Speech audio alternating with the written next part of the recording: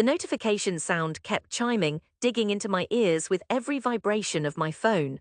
At first I thought it was just one or two messages, maybe a friend reacting to the photo of the prototype game interface I'd posted last night. But the number kept growing and soon my timeline was flooded. That familiar pang of dread crept up my chest, trickling in like icy water when I realized something was wrong.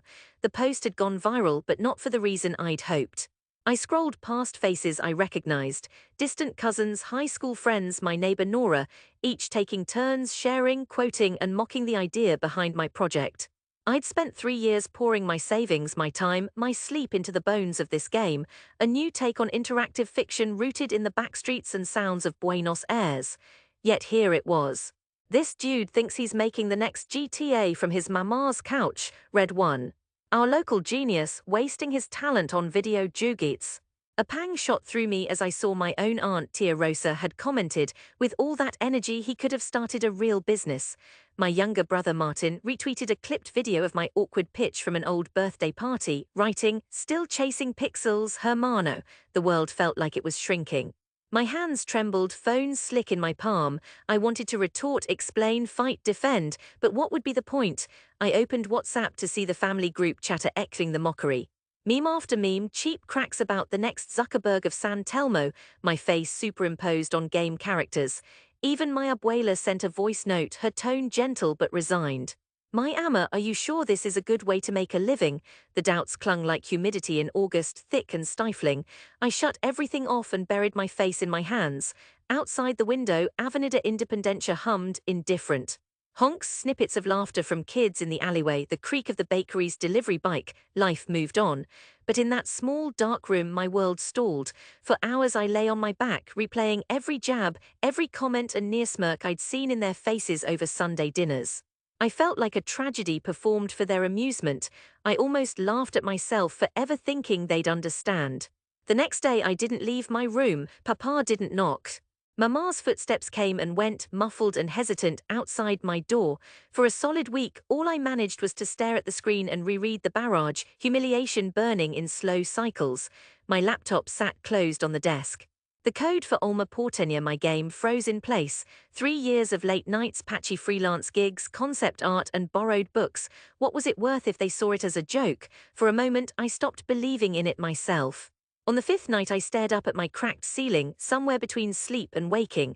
I remembered half dreaming my childhood, the staccato beat of the colectivo, the glowing screens of old net cafes, the sense of possibility back when I built my first tiny game about stray dogs in Park Les Armas. That was before the pressure, when making things was a game, not a gamble. By the morning I felt less angry and more hollow. I got up, splashed cold water on my face and opened the project. Even if no one else cared, even if no one else believed, I couldn't leave it unfinished. Alma Porteña was more than just ambition, it was memory, a promise to myself that everything I'd witnessed, all the textures of this city, could matter to someone.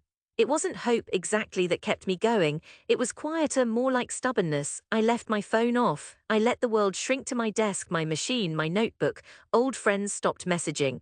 Martin barely spoke to me if we crossed paths in the kitchen. My parents offered cautious silence.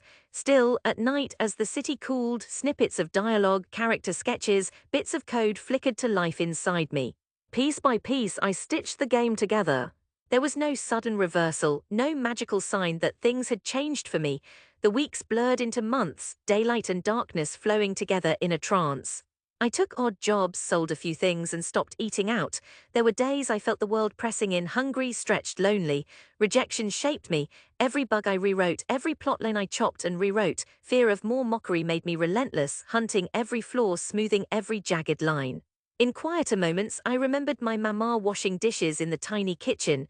She never said much, but sometimes I caught her glancing at my door, her eyes worried, her brow creased. One evening, as I slipped past for some bread, she caught my wrist gently. "You're pale, my Amma," she said softly. "Please don't disappear in there forever, I worry about you." I nodded, unable to answer. How could I explain the distance, the pain of loving something so much when no one else did? Still, I worked. I filled all the silence with code and art, rebuilding what their words had torn down. It took another year to make Alma Porteña more than a skeleton. I went to a game developers meetup in Palermo, hands clammy, clutching a battered laptop. The first attendees, students, coders, a few worn-out designers, were wary but curious. I demoed a level, a smoky tango bar where players chose words to guide a drifting old musician out of despair.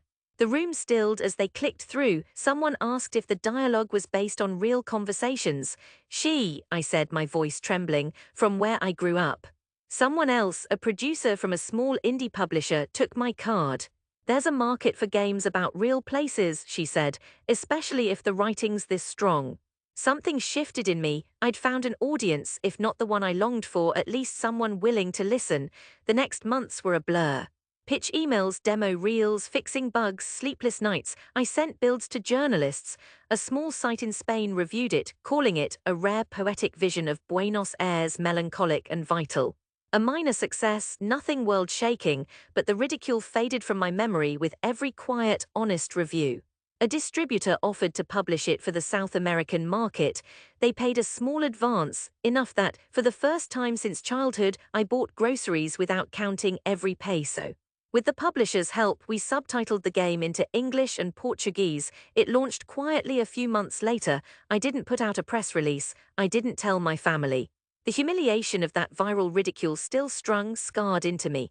I kept apart, watching sales climb, reading emails from players in Sao Paulo, Melbourne, even Japan, letters from strangers who found in my game the same loneliness I'd felt growing up.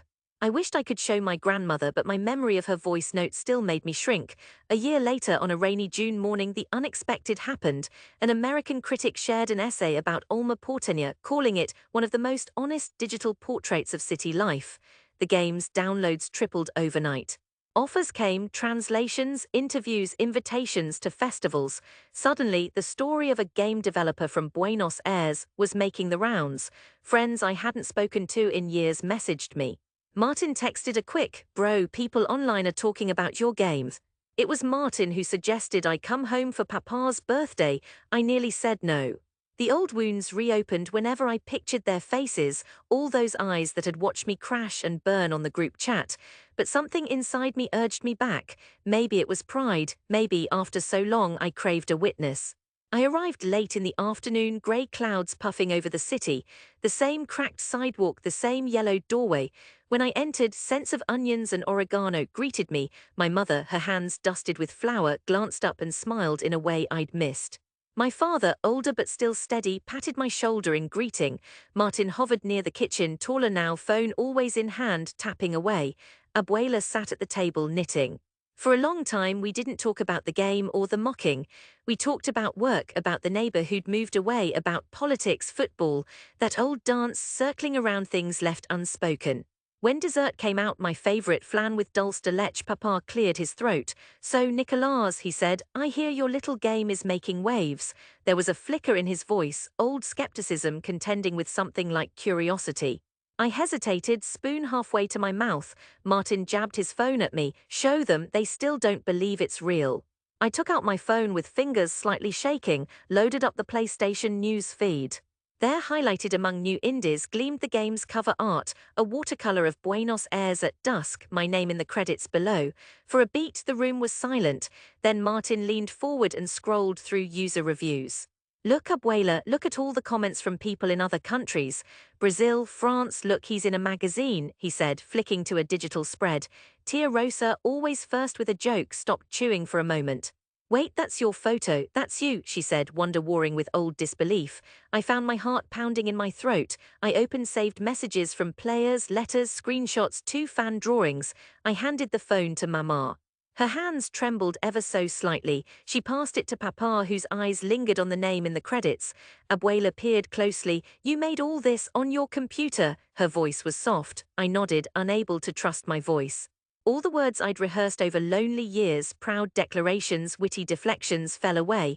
It was enough to be seen just for a minute, not as a failure or a fool, but as something else. Papa coughed, clearing his throat. "Well, I suppose we'll have to tell everyone. Your cousin Lucia always loved computers." His attempt at pride was awkward but real. Mama hugged me, her arms delicate and strong at once. She whispered, "We're proud of you, Nicolas." Her voice was thick, years of worry and hope folded inside. For the first time in years, I breathed easy. Word spread fast, relatives from all corners messaged. Photos of PlayStations displaying Alma Porteña popped up on family group chats. Even old friends who joined in the online jeering sent cautious congratulations. Nora from next door caught me on the street. "I always knew you had it in you, Nico," she said, her sly smile both bitter and sweet. Bit by bit, ridicule faded, making room for something else, recognition, if not quite approval. Still, I knew better than to think success erased the memory of dismissal. What they saw was only the surface, a game, some good reviews, my face on a magazine page. They hadn't known the ache of sitting alone at 3 a.m., of coded lines swimming before tired eyes, of losing faith piece by piece and reconstructing it from scrap. That night after the birthday, long past midnight, I wandered down to the river just to breathe. Buenos Aires at night was a different city, soft, shadowed, humming quietly. I sat on the cold metal bench watching distant headlights. Somewhere nearby, a couple's laughter floated, blending with the hush of water against stone. I took out my phone, ignoring notifications. I loaded Alma Porteña, playing through the opening, that melancholic street corner at dusk. It hit me then, not pride, but a kind of fragile peace. What they'd mocked had become real. What I'd lost had given shape to something new, something lasting. As I walked back through streets shimmering after rain, I thought of that first day years before, when ridicule pressed down on me until I could barely breathe. The ache never left, not completely, but I'd learned to live with it, to let loss sow the seeds of reconstruction. Coming home was never about revenge. It was about returning with my wounds, my hunger, my stubborn hope, showing them and myself that what I carried all those years wasn't just a ridiculous dream. As dawn crept across the rooftops of San Telmo, painting the city gold and pink, I felt a quiet conviction settle inside me. I had come back changed but whole, and that was enough.